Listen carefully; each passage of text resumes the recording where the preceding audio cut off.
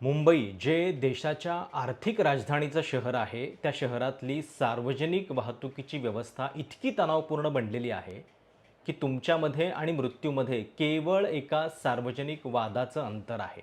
आणि हा वाद कुठेही, कुठल्याही कारणावरनं उद्भवू शकतो.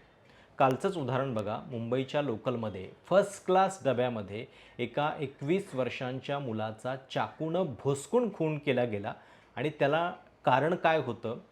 तर पाऊस पडत असताना लोकलचा दरवाजा बंद करण्यावरनं हा वाद झाला.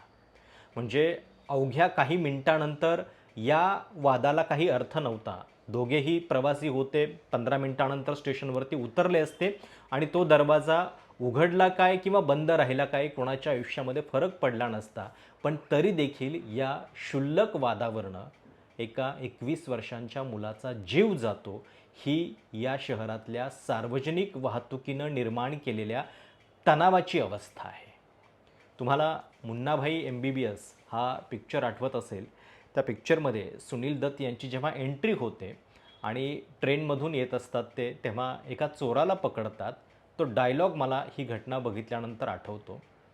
त्या चोराला जेव्हा सगळे ट्रेनमधले प्रवासी मारायला निघतात, त्याच्यावरती राग काढायला जातात, तेव्हा ते असं म्हणतात, की त्या चोराला पकडून, इनके चेहरे देखे हैं, ये है अपने देश की जनता. जानते हो कितने गुस्से में है?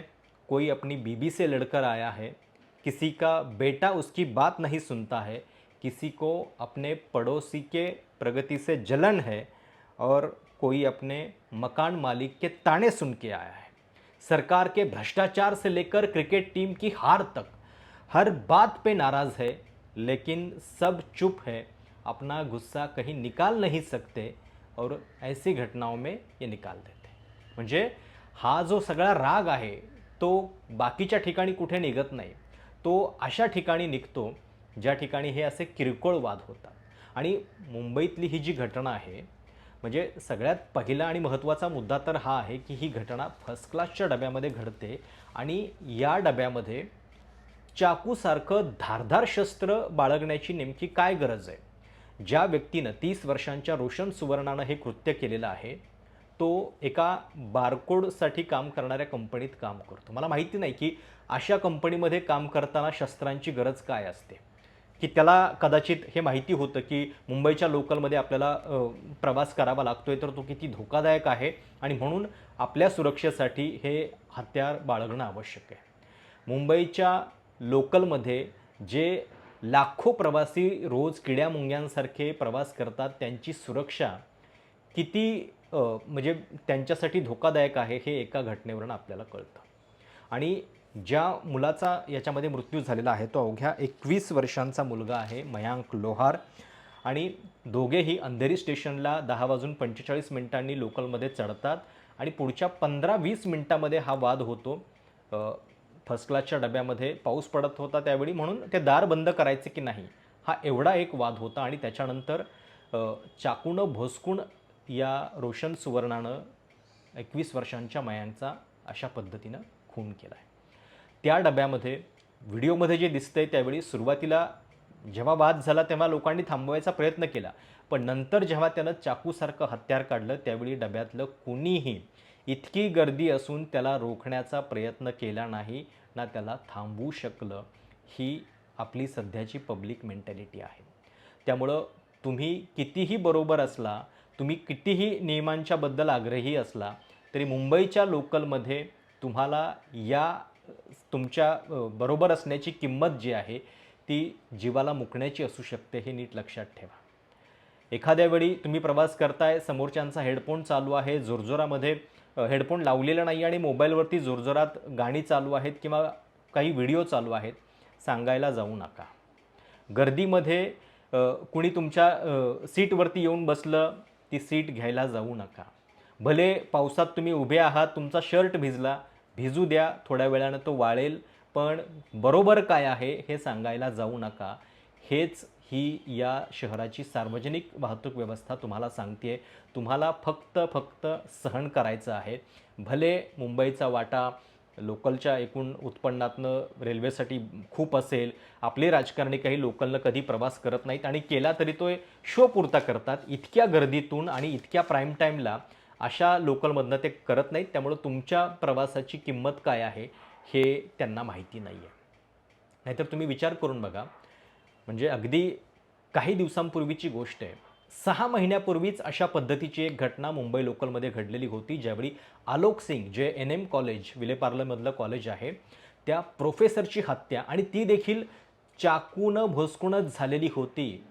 त्यावेळी ओंकार शिंदे नावाचा एक युवक होता, त्यानं ही हत्या केलेली होती. आणि आता या घटनेमधले जे 2 व्यक्ती आहेत, त्यांच्यामध्ये सुद्धा सेम, की चाकू बाळगला गेलेला आहे. म्हणजे मला माहिती नाही, की 6 महिन्यांपूर्वी जेव्हा एका प्रोफेसरच्या बाबतीत अशी घटना झालेली होती, त्याचवेळी मुंबईमधल्या लोकलबद्दल, शस्त्रास्त्राबद्दल किमान अशा गोष्टींची खबरदारी का नाही घेतली? खरं तर हा प्रश्न सुद्धा निर्माण करणं हे सुद्धा किती अवघड आहे. लाखो प्रवासी जिथं प्रवास करतात, तिथं तुम्ही काय व्यवस्था निर्माण करणार आहात आणि कशा पद्धतीनं त्याची अंमलबजावणी करणार? त्यामुळं या सगळ्यांना वाऱ्यावरच सोडून दिलेलं बरं, अशीच भावना सरकारची आणि व्यवस्थेची झालेली आहे का?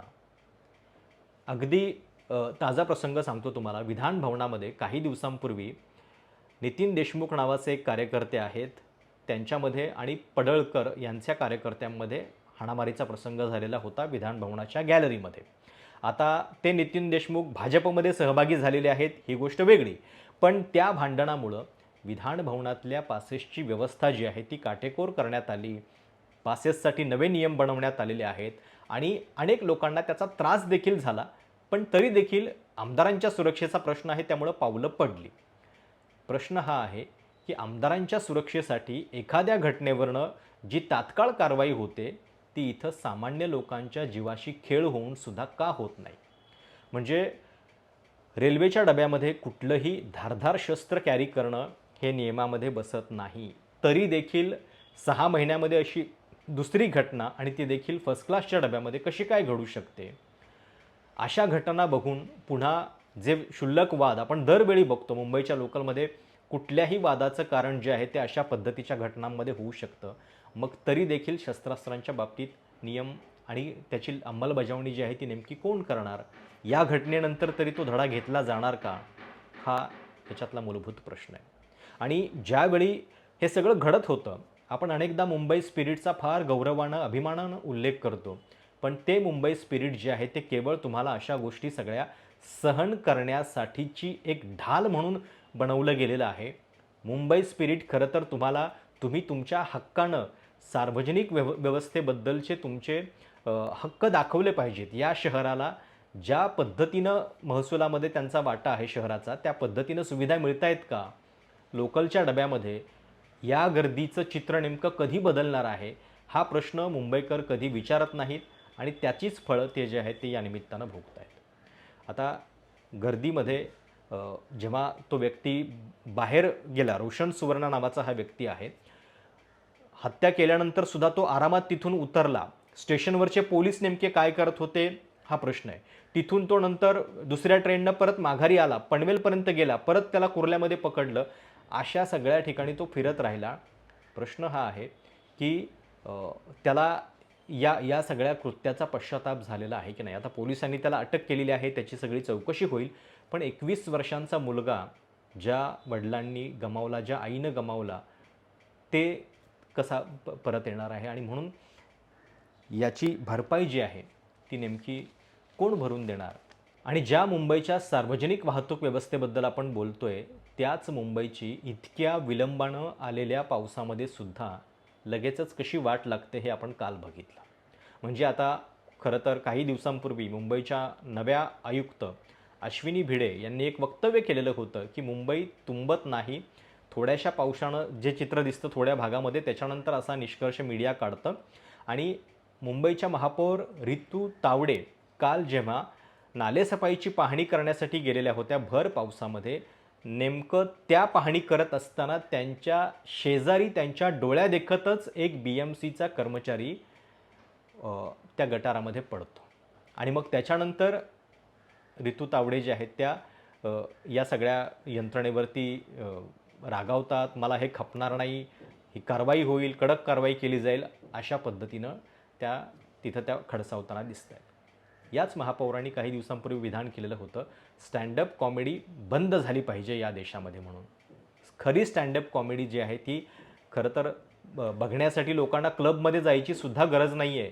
ती आपल्या सार्वजनिक व्यवस्थेमध्ये आजूबाजूला आपल्याला नेहमी दिसते आणि कालसुद्धा तो त्याचाच एक प्रकार होता.